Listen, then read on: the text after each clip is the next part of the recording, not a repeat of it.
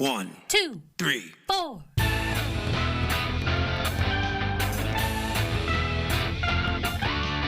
Monster movie. Fun time, go! Monster movie. Fun time, go. Monster. Movie. Fun time. Go! Monster movie. Fun time, go. With Precious D and Honeybee. Fun time, go! Ladies and gentlemen, boys and girls, friends and neighbors, welcome back to 31 Days of Horror.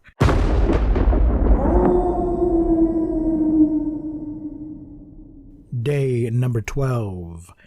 My special guest today is my good friend Racheal McKinney, returning to the show. She was with us last year for a couple of episodes, and today we're going to be doing two movies in one as we discuss Ringu and the American remake, The Ring.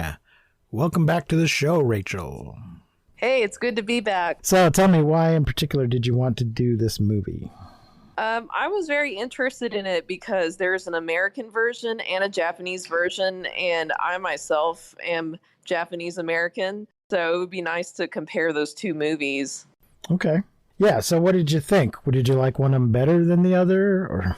Well, I've got to say, the American version was very dramatized, and there were a lot more bells and whistles to kind of make it more theatrical, and the Japanese version was more subtle. And I think it had to do more with storytelling and not so much action. Mm-hmm. Seemed like they also left some stuff out in the American version. Oh, they did. Like they streamlined it. Yeah, there were differences in characters too. Like it was the ex-husband in the Japanese version.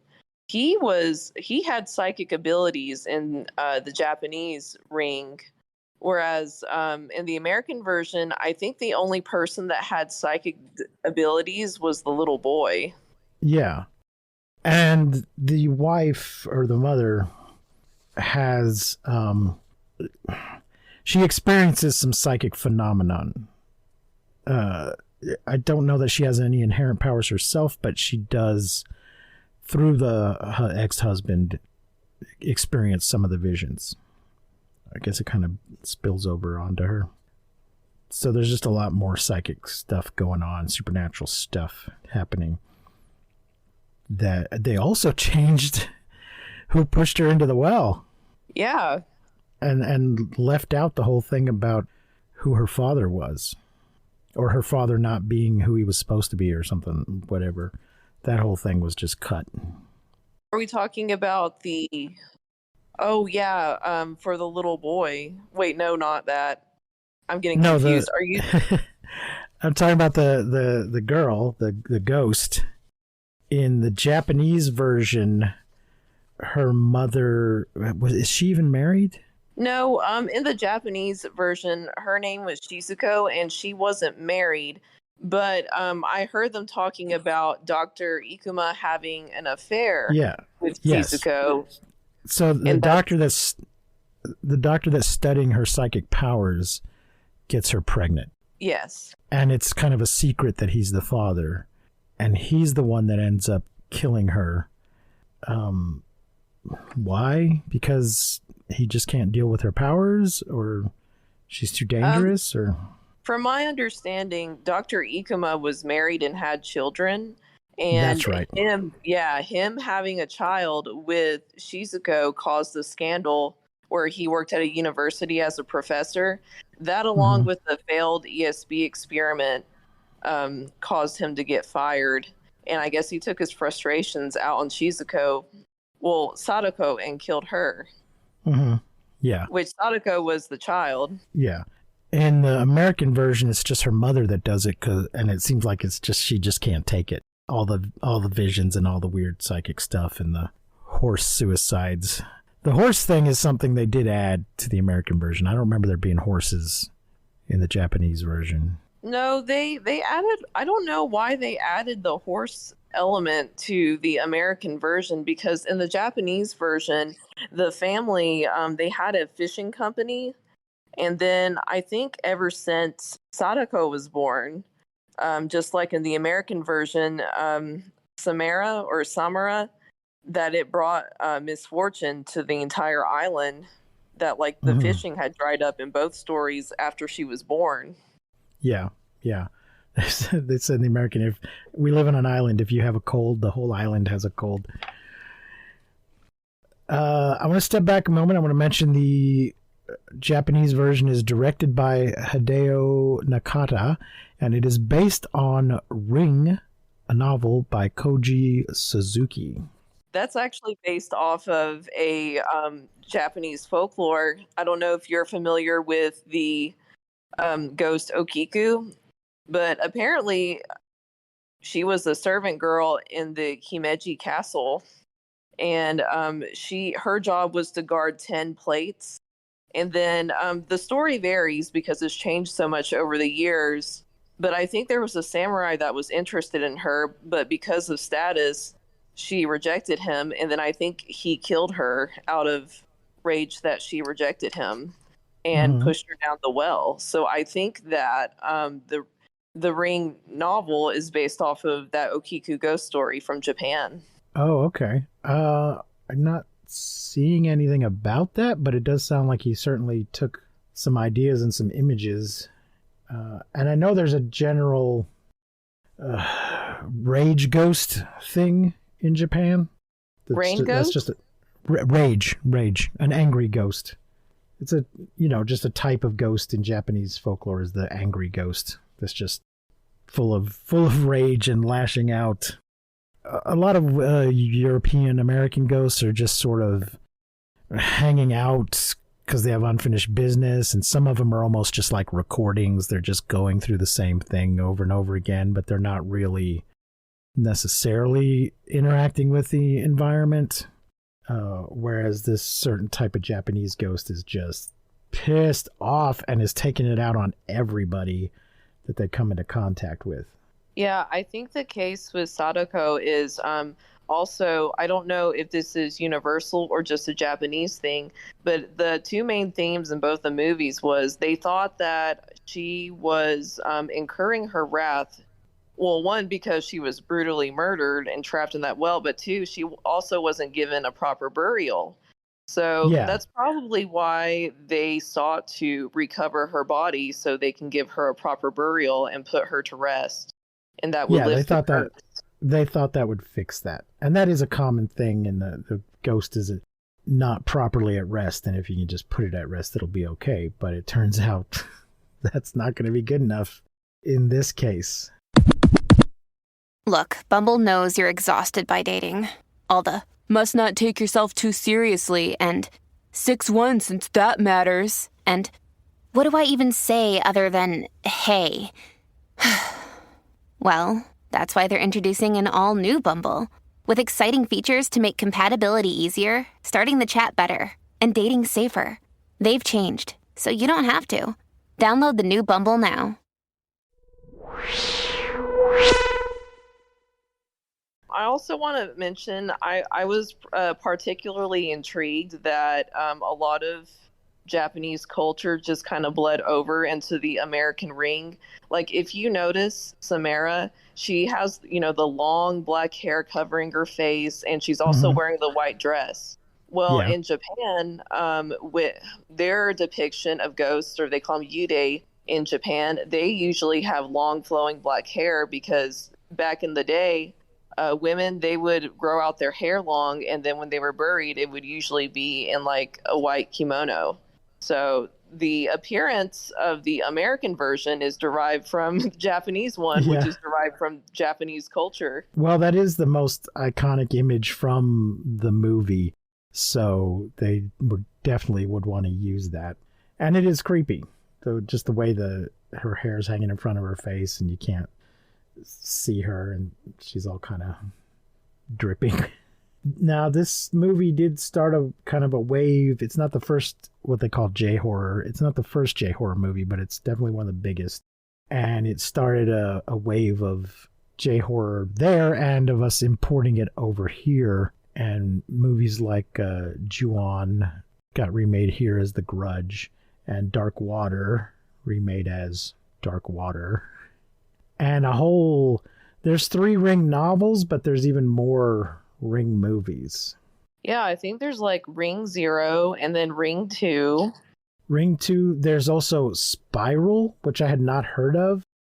I think That was not, it's so weird. Let me see. Let me find it. that was like the sequel to The Ring with the book, but it didn't do very well when Yes. they adapted it to a movie. So then they just remade another sequel that was more successful. Yes, Spiral was the second book, and I assume the movie was an adaptation of the second book, but it had poor reception, and so they made The Ring 2 the next year.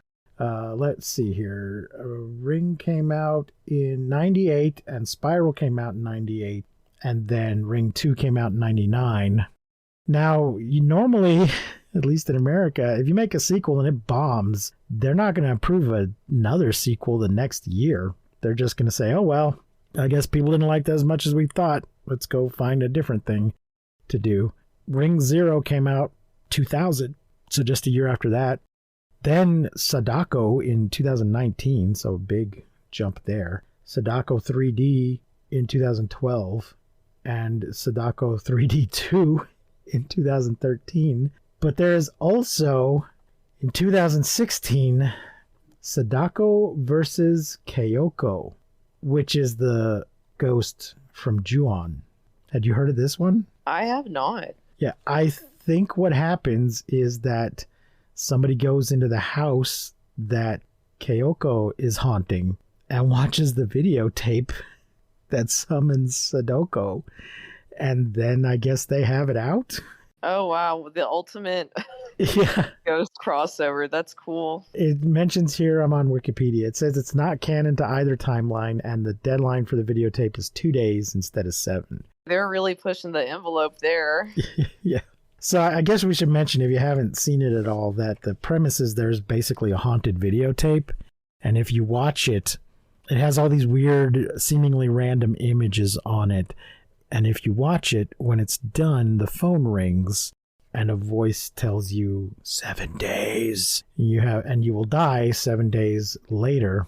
I didn't, in the Japanese version though, when the phone rings, do we hear? I thought we just heard some noise. Yeah, I think it was just screeching like the same that was on the videotape. Okay.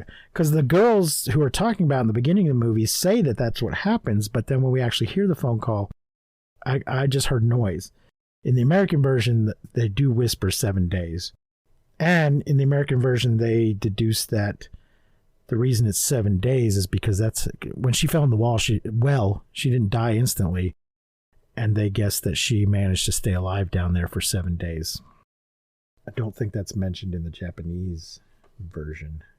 There's a whole thing with the grandfather, though, that's not in the American version, which means their plan to potentially sacrifice him is not in the American version. Oh yeah, I was shocked because at the end, so the order that I watched the movies, I watched the American version first and then the Japanese. And then at the end of the Japanese one, she's on the phone with the grandpa going to pick Yoichi, her son, up. And she's like, hey, I got a favor. And I'm like, oh my gosh, please tell me she's not going to show that videotape to her father and Yoichi's grandfather. So they figure out when the 7 day, they do a bunch of running around trying to figure out if there's anything that, because she believes it. The reporter, this woman's a reporter. She hears about this haunted videotape. There's 2 girls with a sleepover at the beginning, and one of them, they're talking about it, and one of them's like, wait, where'd you hear that? I watched that tape. I watched it 7 days ago. And then something comes out of the TV and kills her, and it appears to frighten her to death.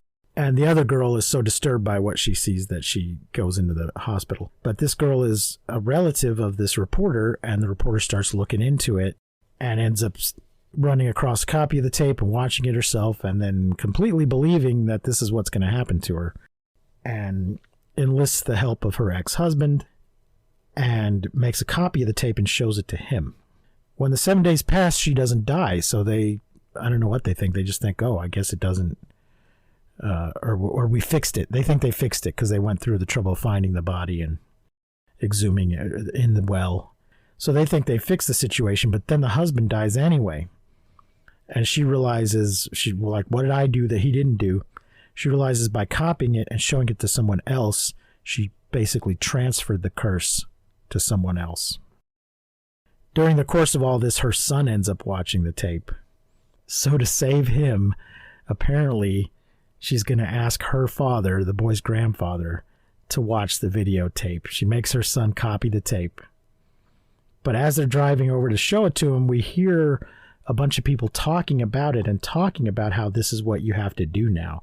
So hopefully they told the grandfather after they had him watch the tape what he needed to do to pass the curse to someone else. I don't know. What do you think? Well, I kind of feel like it could go either way. That's how I felt with the Japanese version, because they had mentioned wanting the cycle to end a couple of times. Like when they were on the boat to go to Oshima Island, they're like, oh, why couldn't it have just ended with Tomoko, the girl who died? Why did it have to come to me? And then Ryuji, the ex-husband, I remember at one point he was pretty exacerbated, and he's like, maybe all three of us should just die. And I'm like, dang, because that's why I'm like, I could feel it going either way. They might just want to end it with poor old grandpa, or they could try to save him. So it was kind of up in the air for me.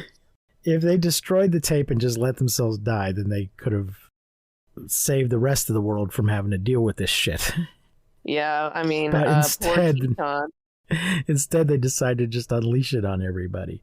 Well, I assumed from hearing all the people talking about it in the voiceover that they must have told the grandfather what to do and started this unending cycle of people watching it, recording it, and passing it to somebody else. Oh, that's the difference. So you watched the dub version. I watched it with subtitles. No, I think I watched it with subtitles. Oh, okay. But there was just, it sounded like some more teenage girls talking about the new version of the curse where the person knows that, well, you have to make a copy and show it to someone else before the 7 days runs out. So how would everybody know this unless they did tell the grandfather that's what he needed to do? To me, this was indicating that everybody, that it had gotten out and now everybody knows about it, or it's getting passed around and some more and more people are getting sucked into it, and they've created a cycle that everybody has to go through now. I don't know what the math on that is. I don't know how long that's going to take before eventually everybody's seen it, but it's probably faster than you think. My question is, did they explain the entire situation to the grandfather before showing him the videotape?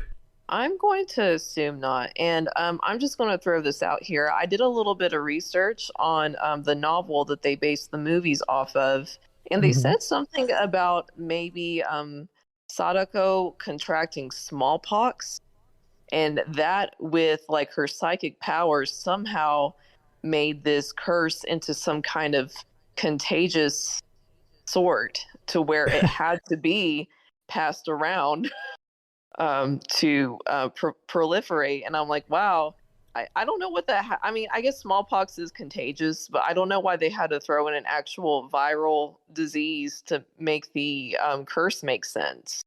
Yeah, and maybe that's what they're basing the curse off of. And then have you read about maybe the meanings behind the ring?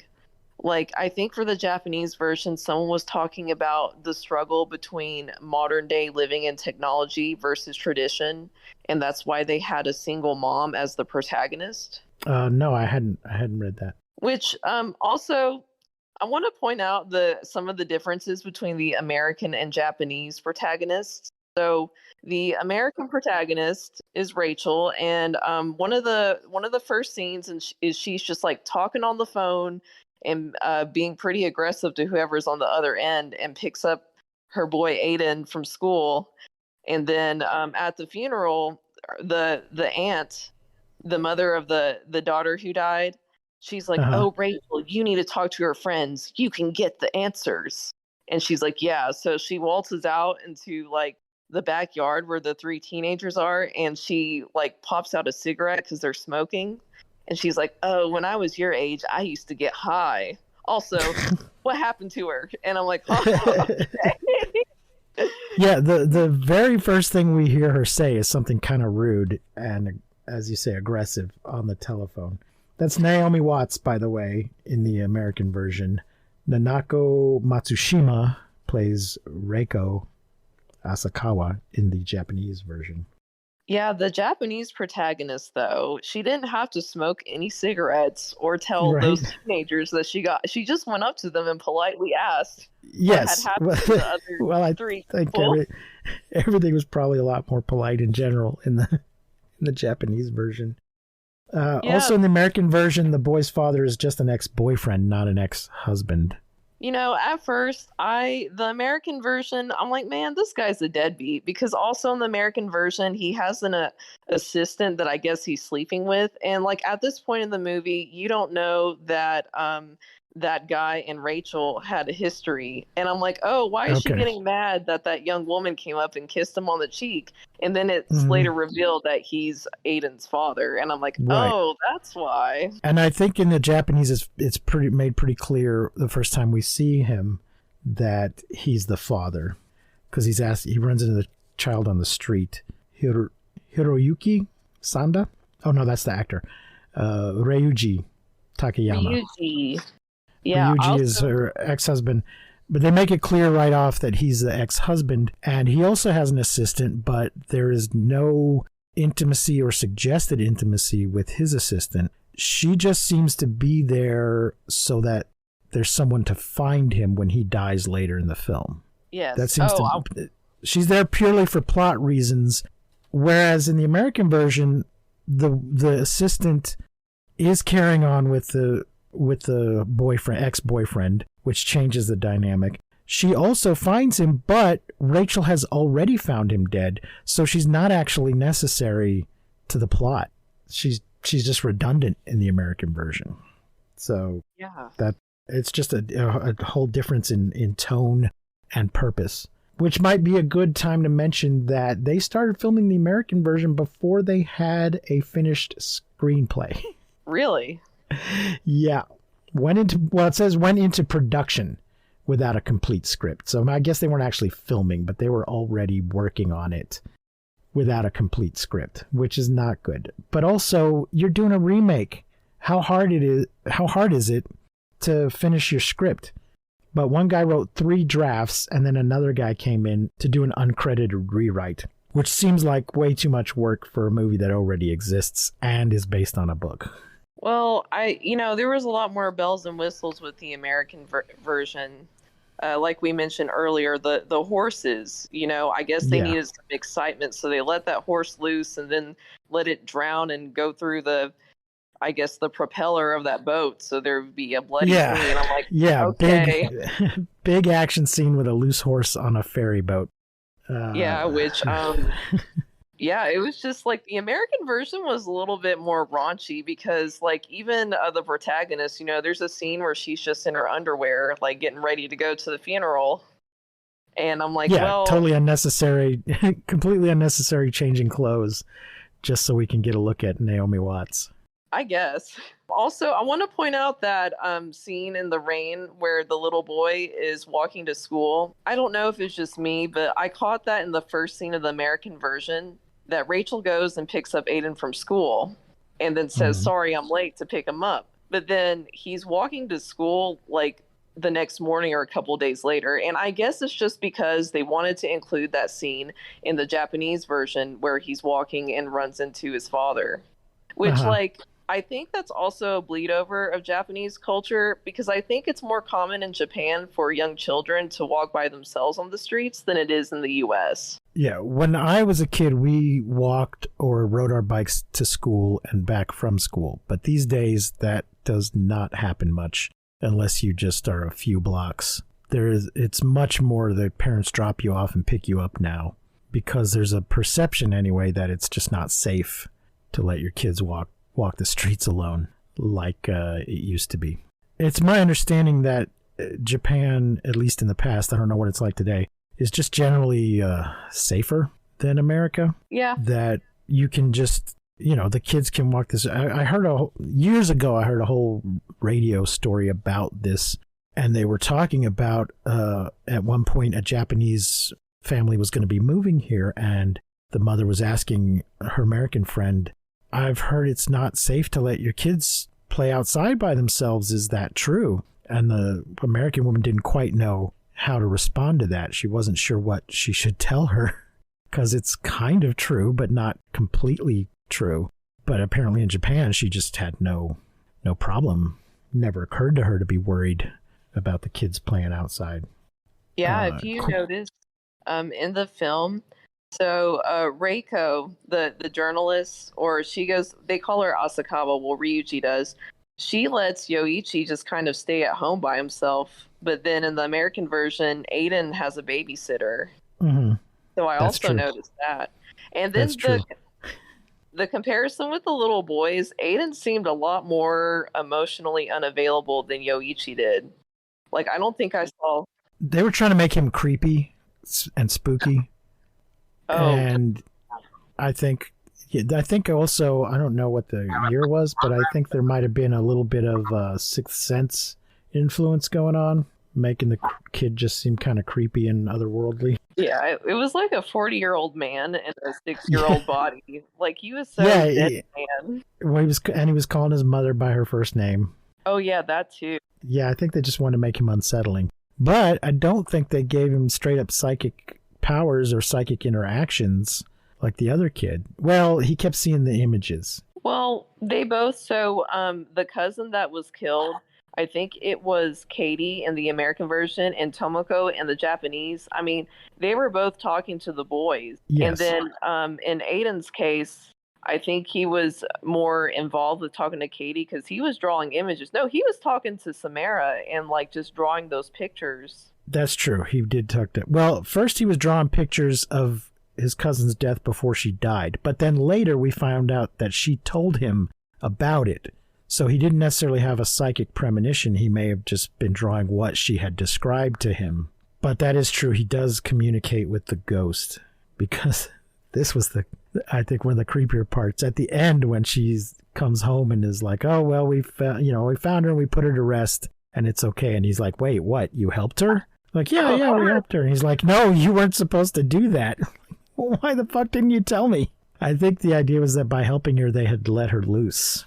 Yeah, that was contained before.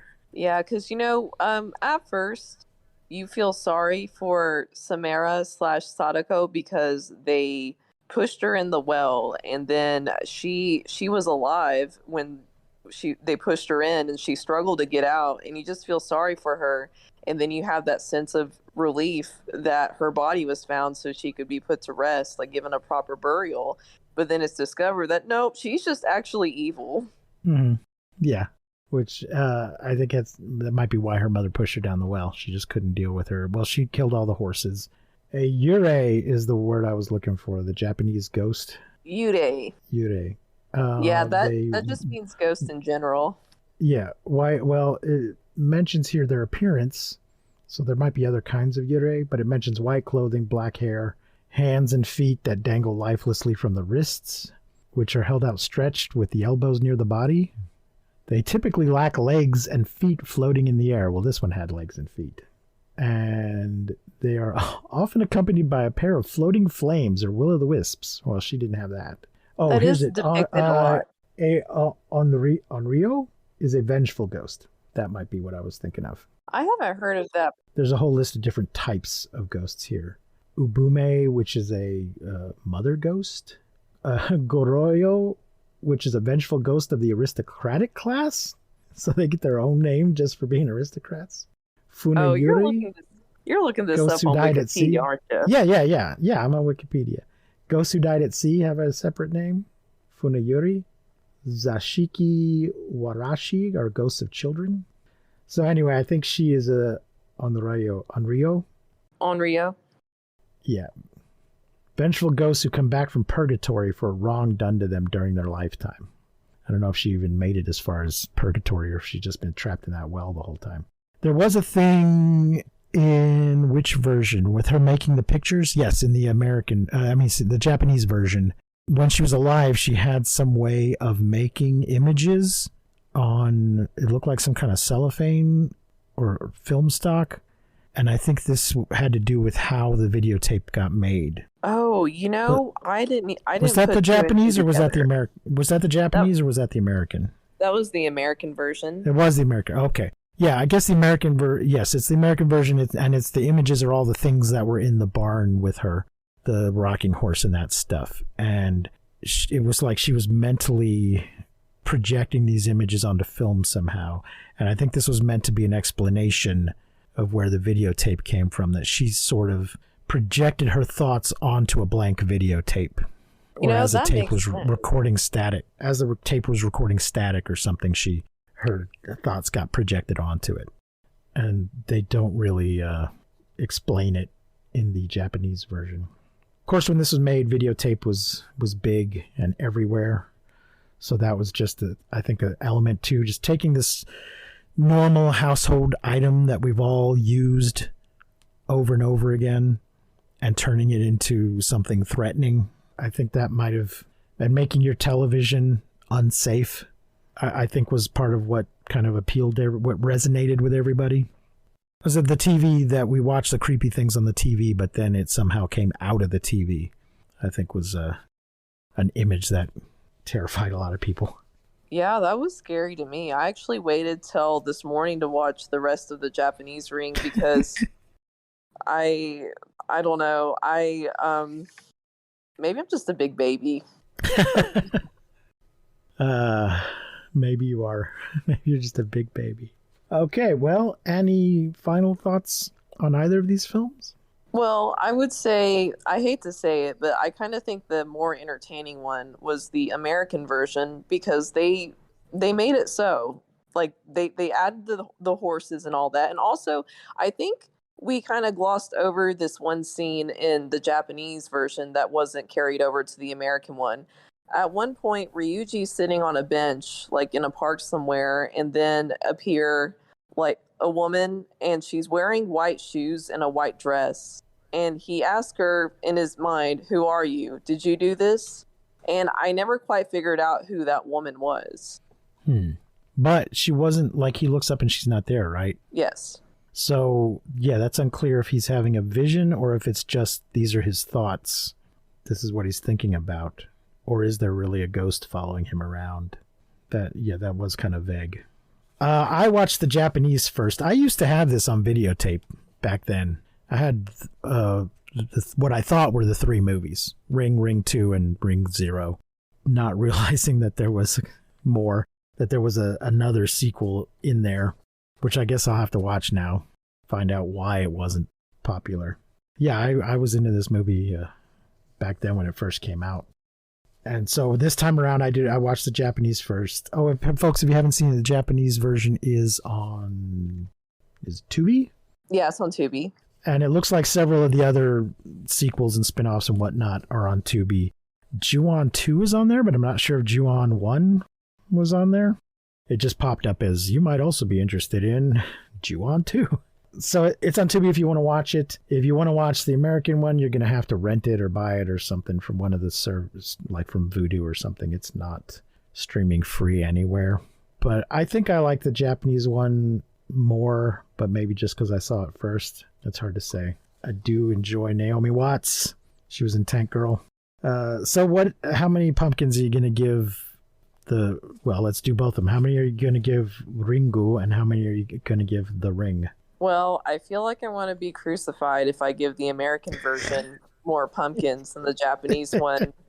And also because I don't know why I threw out the Japanese American thing about me in these movies. I guess it's just fun to compare movies in general made from 2 different cultures. But I want to give both of them, I'm just going to lump them together, 4 out of 5 pumpkins. Okay. I think I'm going to give the Japanese 4 and the American 3. I'm going to be like that. Well, actually, you should watch the Japanese version. It's so much better.